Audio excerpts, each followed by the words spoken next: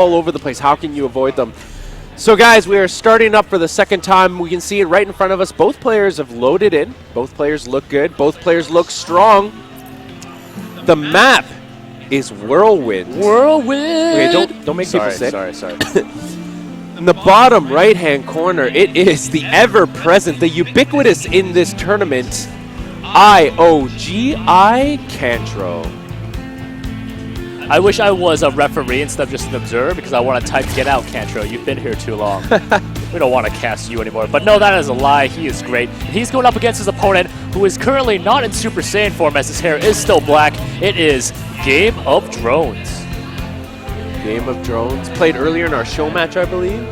Yep. Played that Zerg matchup. Now this map, Whirlwind, man. Potential to spawn in 4 different locations. Neither of these players necessarily know where the other is, so both will be doing some scouting to find their opponent eventually. An interesting tactic I've seen used more than once on this map is that the Zerg will actually go to what would be the 3rd base of your opponent, actually go with a Overlord, drop some creep, have a Queen walk all the way there, drop a tumor, and prevent any sort of a procurement of that 3rd base. Simply because the 3rd base is in an awkward position that you wouldn't necessarily travel through, so it allows for that sneaky path which you drop For creep. sure, and that's very effective there. You know, the creep takes so long to recede, and really, even if you do have detection killing that creep turret, you still have to wait for the creep to disappear itself. You see the expansion coming down for a GameOfDrones. No spawning pool, because, you know, really, it's such a huge map. Even if you do spawn in, I guess, closer positions and not cross-map positions, it still takes a long time for your opponents to get there. So with that expansion going down, definitely going to be pumping that economy. And you can see Terran go for the same thing, going CC first. Indeed. So both players opting for a very economic build. Neither player still knows where the other is, although they are starting to get indications in that Zerg player's Overlord is reaching what would be the main of the top left spawn, and will find absolutely nothing there. Imagine he got tricked by this neutral supply depot. He's like, Why Terran? How do you build the supply depots on the ramp? Why do you build 2? hacking. Look at this 2 supply depot build. So bad. This is that elite supply depot build I've seen. Never get supply blocked. Now we do see the SCV running across the map, deciding to check the bottom left, so both players scouting wrong areas, but he did set his unit on path to check all the These locations. builds are so greedy, and they really can do that. So another expansion coming out for our Zerg here. 3 expansions, 2 refineries coming down. So once again, Cantro, he is going to be going for that factory tech right after this expansion. Just a little bit of a deviation in his standard build. So standard, Cantro. So standard. Typical Cantro.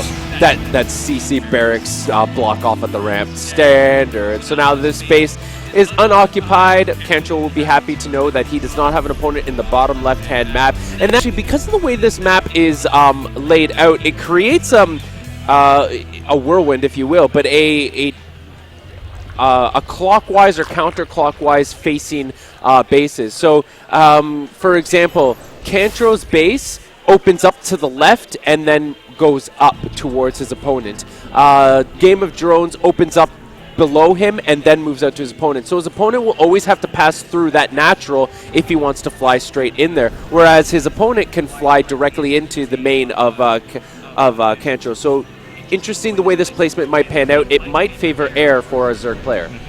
So yeah, whoa, that was great analysis there. You actually dropped some knowledge. Yeah, did you like that? I like that. Did it make sense? It made and that's probably why you see that there's a supply depot right at the tip of the base of Cantro, just in case air is forthcoming. Exactly. So he definitely knows that it's possible that drops could go there. You know, infestor drops could be crazy. Needless harass could also do a lot of damage there.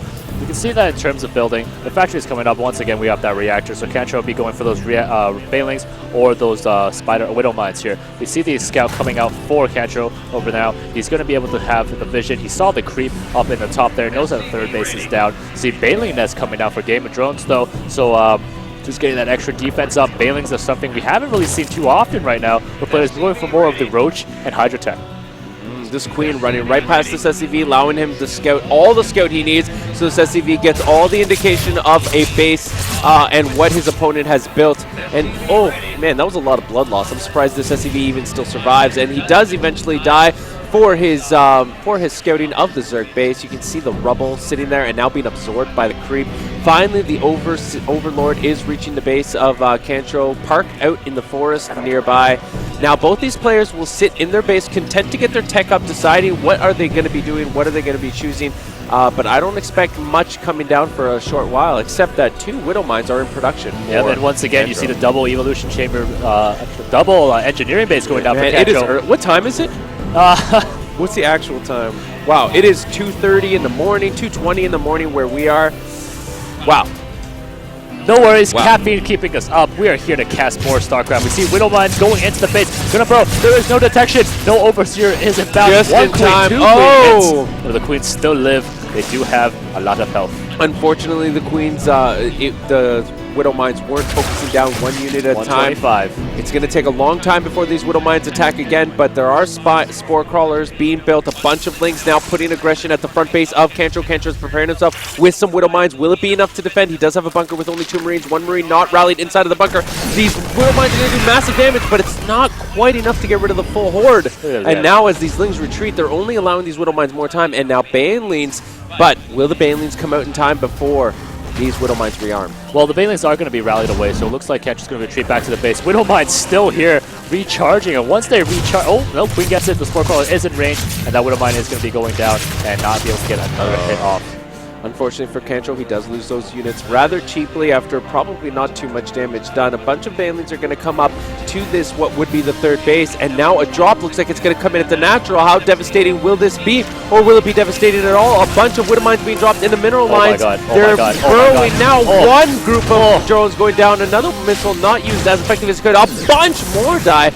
So this is devastating hits by GameOfDrones on GameOfDrones, losing 2. Look at that! He just picks him up. No, now I'm going to go to your 3rd base. There is a Spore Crawler there, though. So not going to be a smart place to drop those. But now he's going to be patrolling up to the back. Just save that medevac up there for any future drops. We can see the Spire coming out. So once again, you were right. Good airplay map for our Zerg player here, and we'll see if those Mutalisks are able to do the damage back to GameOfDrones. Nothing but Widow Mines, Widow Mines, Widow Mines coming out. You could win a game with just these units, I think. You probably could, especially if you harass and keep the opponent in their base. And if only GameOfDrones could find a weakness in the armor of GameOfDrones, but coming up to the base with nothing but Lings is devastating against Widow Mines. Whoa, there we go. And oh my goodness, the damage is not too bad. I mean, there was a pull, but I thought... what died?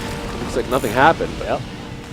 What's the oh, Widow Mines going over here. Oh my goodness, they're trying to burrow in there, and look at that going down. The Queen could be taken out in 2 shots, but no, actually going to be running away. Overseer now picked up the medevac, boosted out of there. Nitro all the way out. Medevac with his sneaky play does get out just in time.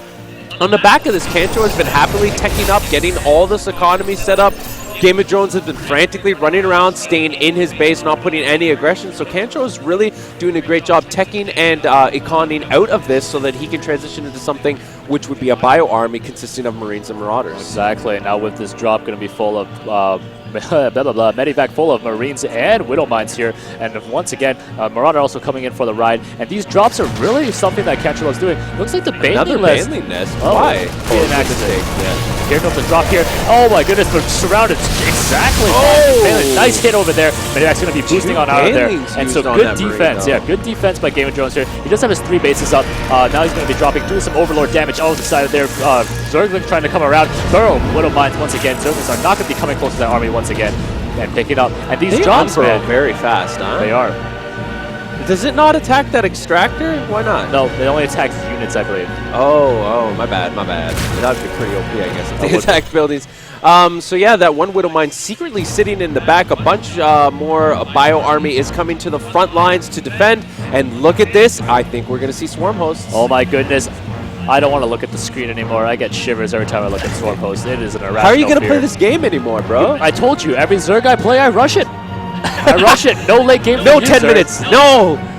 10 minutes at GG. All right, so a bunch of Marines are being caught out in the open. These Banelings are going to come in. No, the Widow Mine has to be burrowed, but it's not. A drop is going to come down at the natural. Is it going to be effective, or is it going to be thwarted by those Lings reacting? Oh, now look at these Widow Mines at the 3rd. This is a 2-prong harass. Widow Mines do go down into the ground and do attack that Queen.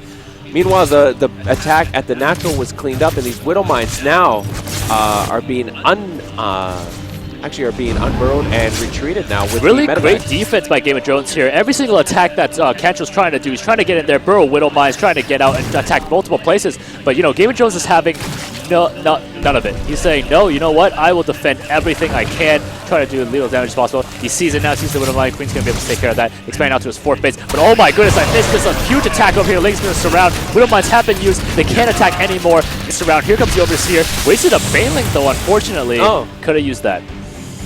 Yeah, so a little bit of a slip up on the micro of that Baneling, but still ultimately gets rid of that massive threat that would be those Widow Mines in the front. But still more Widow Mines come, along with a platoon of units to attack with their machine guns and their Marauder, whatever those guns are, missile launchers. They are called the Punisher Grenades. Punisher Grenades. So, moving forward is Cantro with his bio army. Feels very strong, feels very... these mutas gotta be careful though. Oh my goodness, flying over a Marine army, trying to do some sniping damage, but gets out alive.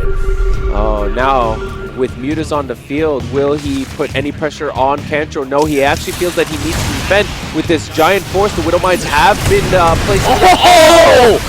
Massive devastating damage, and now, just by the sheer explosion and AoE of those Banelings, actually was able to destroy some Widow Mines, and a bunch more Banelings also running around on creep are going to be very dangerous towards this bio army. The drop on the other side of the chasm is trying to defend, and now these units are being nestled inside of the mineral line. These drones are going to be attacking, and as well, more skirmishes all over the map. Marauders chasing out every drone, none shall survive, and now trying to attack the natural base, and the 3rd base is also under attack. Cantro is being absolutely malicious and devastating with these attacks. Oh man, almost taking out the hatchery over there. Cantro was not giving up, and finally he was able to break through with his multi-prong harass, and here he goes. Look at that damage, taking out, oh my god, Medivac goes up, Zerglings surround, nice pickup, boosting across, but that's Spork. I was going to say, no, you shall not pass if you take a detour around, dropping in the main base right now, but looks like the size he's not going to do it. I don't think he knows about the 4th, but I will say that Cantro definitely has a very he knows now. large hatred. Yeah, now if he does look at the creep, but I will note that Cantro has a hatred for 3 bases. He does not like that 3rd base at all. And interestingly, what he did is put it on a path just to give it time, a timer, so that it will eventually go into that base. You see how that was, see, now you see the units going into the main base, and now they will be dropped. And just in the arms of waiting Zerglings. Exactly. We see Cantro saying, you know what, I'm going to distract you over there. I'm still going to push. There's this hatchery that's almost dead. And no, it will not let it live anymore. And here comes this huge army. Widow Mines, Marines stimming in with the push. Oh my goodness, so many Zerglings surrounding there. Will Cantro be able to get out? Looks like there's no micro, and no medivac's going to save him at all. All those Marines are going to be going down to the might of the sword. You can see how without medivacs, this army gets ripped apart very quickly. Not as robust as they would be with the healing, but at the same time, Overlord trying to poop for some reason. Even though the stuff is already there. Terran's saying no poop in here. This is a no poop zone. Go to the washroom. Trying to run if you need to poop. Oh my goodness, letting all the Zerglings in. The supply depot is not up. We're going to have to surround here, and Zerg is in the base. The swarm is here, but really attacking some missile turrets. Not the smartest choice here, and really getting cleaned up quite easily. So Cantro coming back to defend wisely, mitigates as much damage as he possibly could, and doesn't do too badly as well. We do see Ultras on the path. Ultra, Muta, Ling will be on the map versus Marine, Marauder, and Widow Mines. Interesting matchups, interesting compositions. Who will reign supreme? This will be some battle. I'm wondering if GameOfDrones has just kind of forgotten about the gas that is natural, as he is a little bit of gas starved right now. He can't really afford the units that he wants to make. Ultra's very expensive in gas, and so the same thing with the mutas and Banelings. He really needs all the gas that he can have. But right now, if you look at the base, no, he does remember. There goes the gas back on, and he has the gas over here as well. But now the 4th base under attack. Muta's actually going to do a great job taking care of all of these. Before he dropped them? No, he got a couple down, but really... Look at that, pushing into the main base now. Now the Marine Marauder army is going to stim it, trying to take out this hatchery. He's so close to taking down. Will he focus fire down? But no gain, trapped by the drones, trapped by the Zerglings. He's not going to focus fire down the hatchery at all. Actually trying to take out all the drones. Nice positioning there, picked up by the medivac. There goes the Ultra with a nice skin, actually. That is the sweet pre-order Ultra list. Look how crazy it is. When he's red, this stuff looks like he's on fire. It's nuts. He's electric. Yeah, an electric. This is the ice/electricity. And look, a small attack over at the 4th base might be enough. These Marauders, no, just not enough. So very close to taking it down. But very good work by Cantro, attacking in multiple places. Eventually the Zerg will have to find an answer for this and shut down these drops and harassment. Every single game we see, Cantro just kills Slaughters, where he should rename himself Worker Slaughterer, or Bane of Workers. Destroyer of Drones versus Game of Drones. That would be a good. That would be a good match. I'd watch that. In the meantime, Game of Drones is sitting on the backbone of Banling, Ling, and Ultralisk, actually sitting on top of Widowmine, not realizing that he's rallying his forces over top of a devastating unit, and still more numbers stream forward. The Legion of Cantro pushes forward without any recourse, decides that Zerg should not be on this planet, should not be on this map, always with the Widowmines in the front, and now burrowing to attack, and Game of Drones just can't handle the heat.